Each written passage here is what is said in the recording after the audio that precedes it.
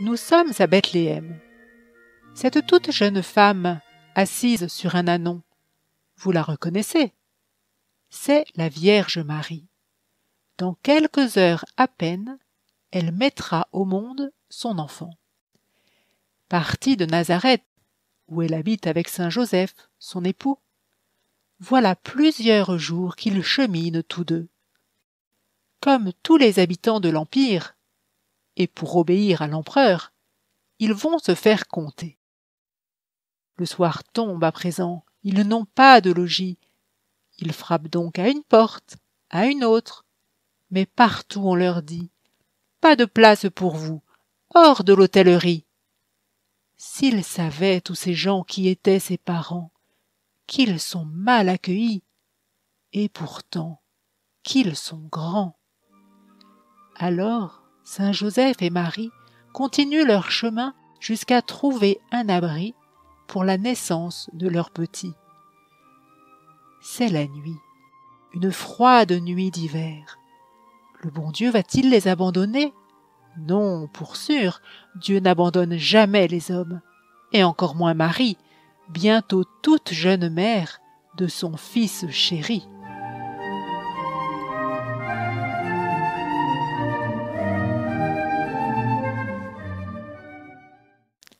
Et voilà qu'au tournant du chemin, Joseph découvre une grotte. Non pas une jolie maison meublée et confortable, mais une pauvre étable, creusée dans la roche. Au sol, un peu de paille. Dans un recoin, une mangeoire appelée crèche. Et, pour toute présence, un bœuf à l'odeur âcre, et que rejoint l'ânon, fidèle compagnon de ce si long voyage. C'est dans ce pauvre abri qu'au milieu de la nuit, à minuit, en cette mystérieuse nuit de Noël, naît l'enfant Jésus, tant et tant attendu.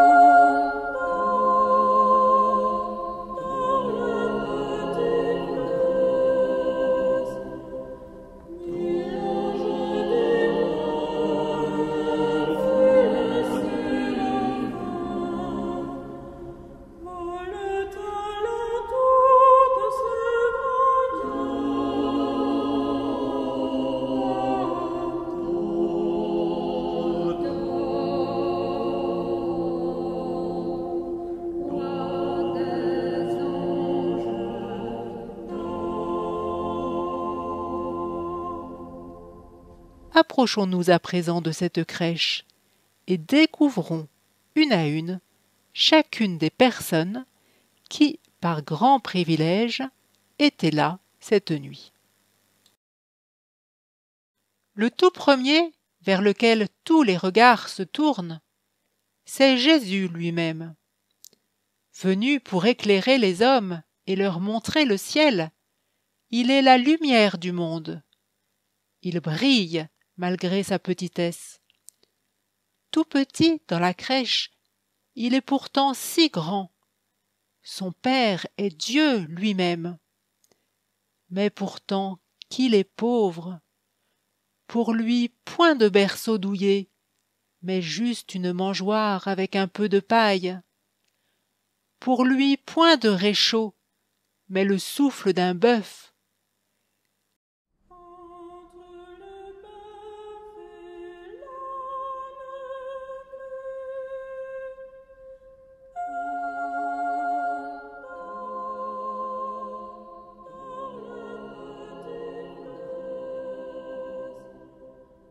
À peine sur la terre, Jésus souffre déjà. Il souffre d'être pauvre et il souffre du froid. Mais s'il souffre, c'est pour toi. Il pense à toi sur sa couche de paille. C'est pour t'ouvrir le ciel qu'il accepte en silence tant et tant de souffrances. Mais pour le suivre au ciel, tu dois, tout près de lui, vivre au mieux comme lui. Mais il ne faut pas craindre, tu ne seras pas seul, Regarde près de lui. Qui veille et qui sourit? C'est la Vierge Marie. En elle il se confie, en elle il te confie.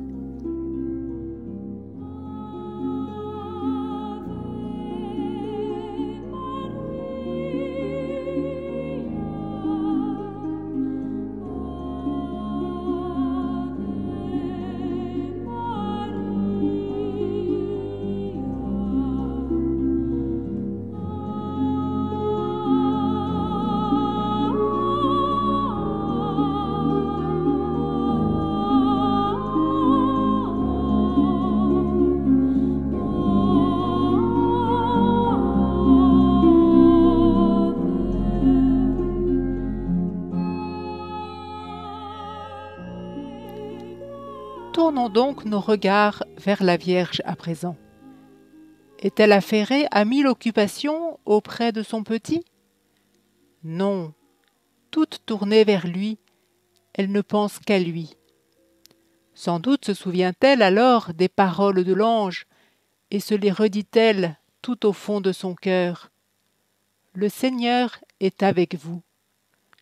Oui, cet enfant qui est là, semblable à tous les nouveau-nés, n'est pas un simple enfant, c'est le Seigneur, le Créateur du ciel et de la terre.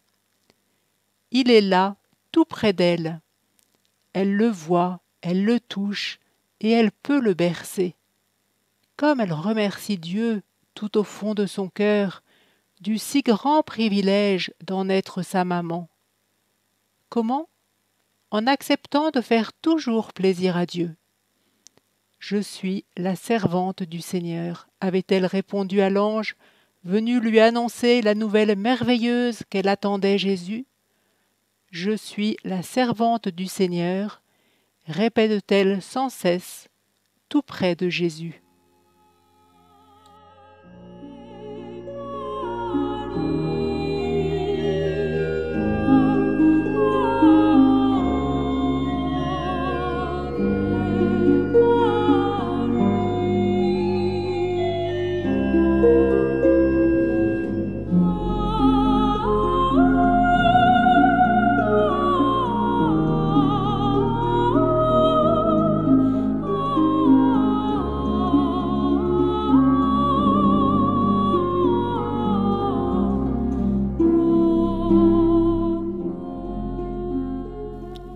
Qui voit-on à présent en face de Marie? Saint Joseph, son mari. Lui aussi, il se tait, il admire et il prie. Il sait que cet enfant, ce n'est pas son enfant, c'est le fils et de Dieu et celui de Marie. Sa mission à lui, bien pauvre charpentier, c'est d'en être gardien, de l'abriter sur terre, de le nourrir au mieux et de le protéger. Quelle responsabilité! Combien d'hommes devaient l'envier! Mais, rempli de vertu, c'est lui qui fut choisi pour tenir ce grand rôle de père près de Jésus. Il sait qu'il est petit face au divin enfant. Aussi, tout près de lui, il se tient à genoux et l'adore sans bruit.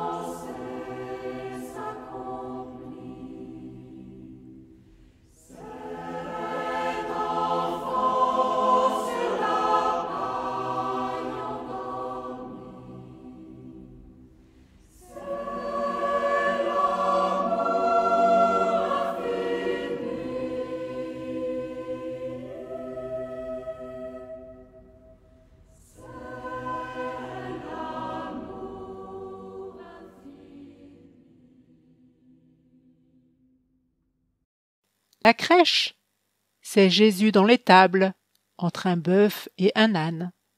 C'est Marie et Joseph qui admirent et qui prient. Ce sont aussi des anges, beaucoup d'anges qui contemplent et qui chantent « Gloria, gloire à Dieu ».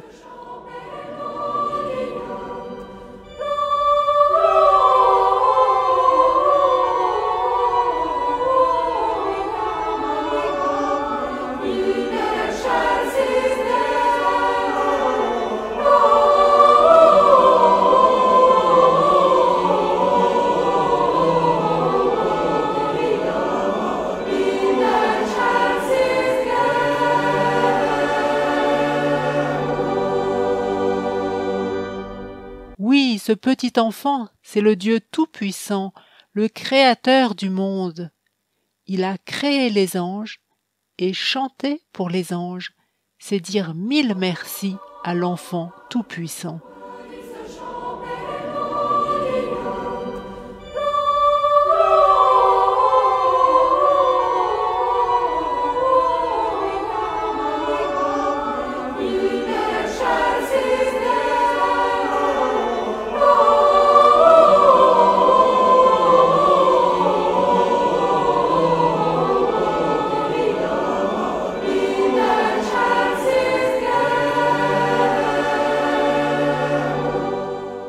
Comme Jésus était bien, seul entre ses parents et bercé par les anges, il y était heureux, parfaitement heureux.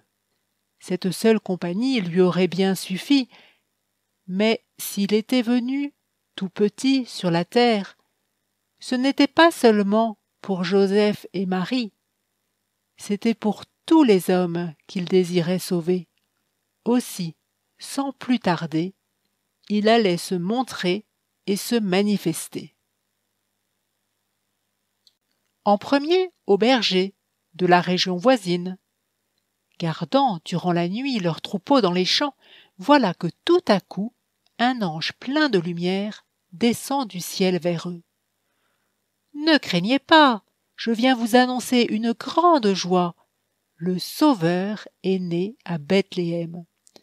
Vous trouverez un enfant enveloppé de l'ange et couché dans une crèche. » Aussitôt, sans attendre, les voilà tous debout. « Allons vite à Bethléem voir le petit enfant qui vient de naître. » Venez, bergers et bergères, fêtez le petit poupon. Couché sur la paille, n'a ni sou ni maille, blotti comme caille au creux du sillon. Les milliers d'angelots sont véritables pipeaux, font sonner les échos, Gloria Domino. Sa mère fait signe, jouez en sourdine, flûte, mandoline, il dans le poupon. Ils emportent avec eux, parmi tous leurs agneaux, les plus beaux du troupeau, pour en faire cadeau à leur grand Dieu si bon, et se pressent en chemin pour adorer l'enfant. Ils trouvent vite la grotte et se mettent à genoux, offrant avec amour leurs agneaux et leur cœur. Merci, cher enfant Dieu, de nous avoir créés et de nous protéger. Merci, ô grand merci, de venir nous sauver. Venez, bergers et bergères, priez le petit poupon. Couché sur la paille, n'a ni sou ni maille, blotti comme caille au creux du sillon. Des milliers d'angelots sont véritables pipeaux, font sonner les échos, Gloria Domino. Sa mère fait signe, jouez en sourdine, flûte, mandoline, il dans le poupon. Pendant que les bergers prolongeaient leur prière, de lointains voyageurs étaient sur le chemin pour venir, eux aussi, adorer cet enfant. Melchior, Balthazar, avec le roi Gaspard, appelés couramment tous les trois les rois mages.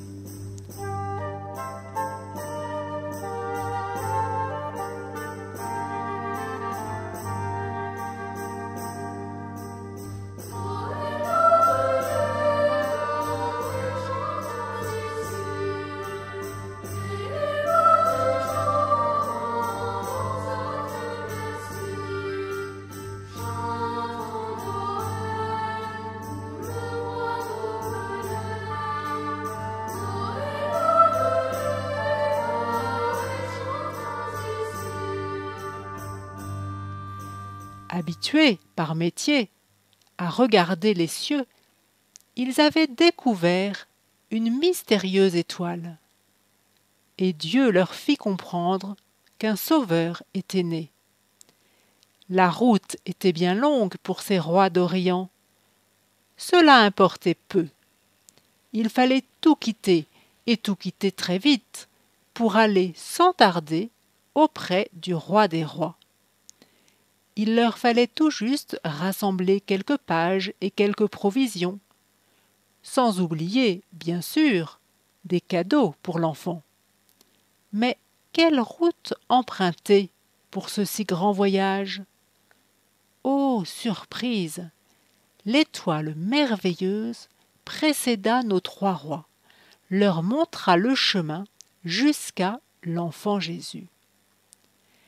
Arrivés à l'étable, ils taisent leur fatigue, ils quittent leurs soucis, ils oublient qu'ils sont rois. Plus rien ne compte pour eux devant un si grand roi. Et chacun à leur tour, ils se mettent à genoux et adorent cet enfant, ce tout petit enfant qui est Dieu Tout-Puissant. Roi Jésus, roi tout-puissant, tout petit enfant que vous êtes.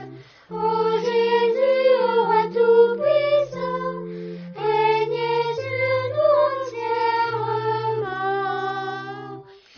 Il est né le divin enfant, doux et au bois étonné musette. Il est né le divin enfant, chantons tous son avènement. Les regards se croisent, des regards pleins d'amour. Les rois s'offrent à Jésus. Ils promettent tous les trois de lui offrir leur vie, mais aussi leur pays. Jésus les remercie. Je vous protégerai, vous et tous vos sujets. Oui, je vous le promets. Suivez tous mes conseils et vous aurez le ciel. C'est l'heure de se quitter. Mais avant le départ, chacun offre un présent. Le tout premier, de l'or, car Jésus est le roi. Le second, de l'encens, car Jésus est le prêtre, celui qui s'offre à Dieu. Le troisième, de la myrrhe. Jésus, s'il est vrai Dieu, est tout aussi vrai homme. Et quand il va mourir, son corps sera couvert de parfums odorants, comme l'annonce ce présent.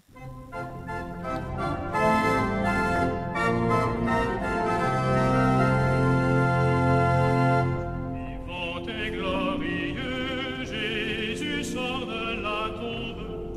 Vivant et glorieux, Jésus sort de la tombe. L'enfer vaincu succombe. L'enfer vaincu succombe. Victoire.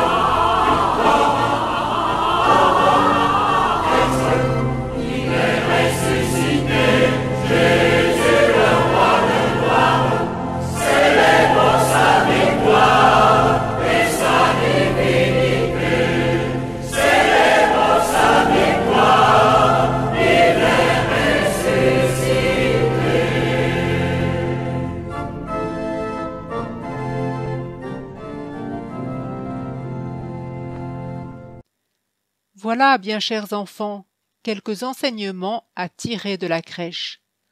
Ensemble, nous avons vu, à travers ces tableaux, chacun des personnages principaux.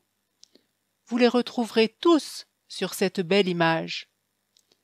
La Sainte Vierge Marie, de toutes les créatures, la plus pure, la plus belle, celle choisie de tout temps pour être la maman de ce très saint enfant. Comme nous devons l'aimer, mais aussi la prier, elle peut tout demander pour chacun à Jésus. Saint Joseph, le mari de Marie. Les anges et leurs beaux glorias qu'ils chantent en cadence, les bergers, leurs troupeaux, les rois mages, l'étoile, leurs pages et leurs cadeaux. En ce premier Noël, tous sont venus chanter ou prier en silence devant l'enfant Jésus, car il est leur vrai Dieu, mais aussi leur vrai roi. Peut-être regrettons-nous de n'avoir pu aller à la crèche, nous aussi. N'aurions-nous pas aimé voir et contempler le regard de Jésus dans les bras de Marie? Le bon Dieu a fait mieux pour chacun d'entre nous. Certes, nous ne voyons pas sur cette terre Jésus comme ont pu le voir les bergers ou les mages. Mais les bergers et les rois mages, l'ont-ils reçu dans leur cœur en ce premier Noël? Non, ils l'ont sans doute approché de près, peut-être même touché. Mais nous pouvons le recevoir vraiment dans notre cœur, et cela en communion.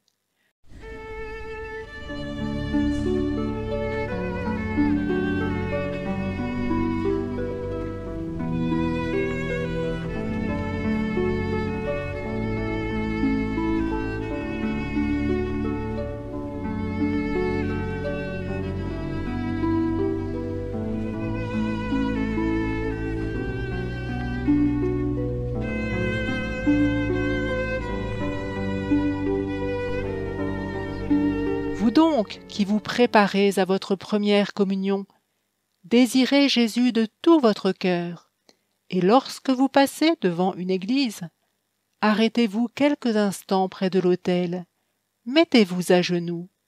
Jésus y est présent.